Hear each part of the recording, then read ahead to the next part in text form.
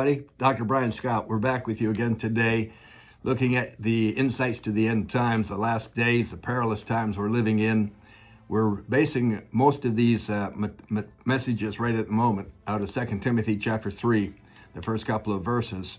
Today we want to look at the symptom, number 6 symptom of these perilous times, and that is disobedience to parents. Now, you might think that we're getting into some family stuff and so on, but disobedience to parents is an epidemic today. And it's a sign of these end times. It's a sign of the perilous times we're living in. What's happened is our families have been overtaken by situational ethics. We don't have absolutes. We don't have standards anymore. We shift with the winds. Whatever fits the situation, we go with it, whether it's right or wrong. So we've taken our absolutes and we went out the window. We have allowed foul language to be the norm, even amongst our kids. It's hard to believe, but our kids are speaking with swear words, foul words, lewd words, and nobody pays attention to it. We have an epidemic of people, of young people, children, teenagers, and so on, who are disobedient to their parents. Let me give you some thoughts here. Obedience means to be persuaded or convinced to do the right thing. Disobedience is the opposite. It really means this.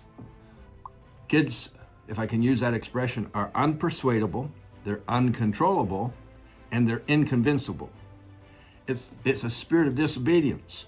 They cannot be led, they cannot be taught, they cannot be controlled, and they certainly aren't subject to authority. Now, you might think I'm only speaking about the family, but really think about it, what's happening in our society today as the younger generation grows up and they become 20-year-olds and so on. They're steering our economy, they're steering our country, they're steering our values, they're steering everything. And since they're uncontrollable, they're inconvincible, and they're not subject to authority, we have a vacuum. We have a vacuum of standards. We have a vacuum of what's right and what's wrong. Two things result from this. These are my observations, but I've been watching people and I'm working with people for over 40 some odd years, so I think we have a little bit of understanding here. Twofold results. Number one, the young people, whether they be kids, whether they be pre-adolescents, whether they be teenagers, whether they be in their early 20s, they have not really established values or norms. We expect things from them. They don't follow that. They don't even relate to that. So we see the disobedience, we see the rebellion, we see the disrespect in the schools, the colleges, and the universities. It's overwhelming. Here's the second result. Parents have given up. They've abandoned their responsibilities as parents. They've become their kids' best friends. They negotiate with their parents. Have you ever been in a store and heard a screaming child? What's the parent doing? Not disciplining or anything of that nature. Here's what the parent does. Honey, if you'll be quiet, I'll buy you some ice cream.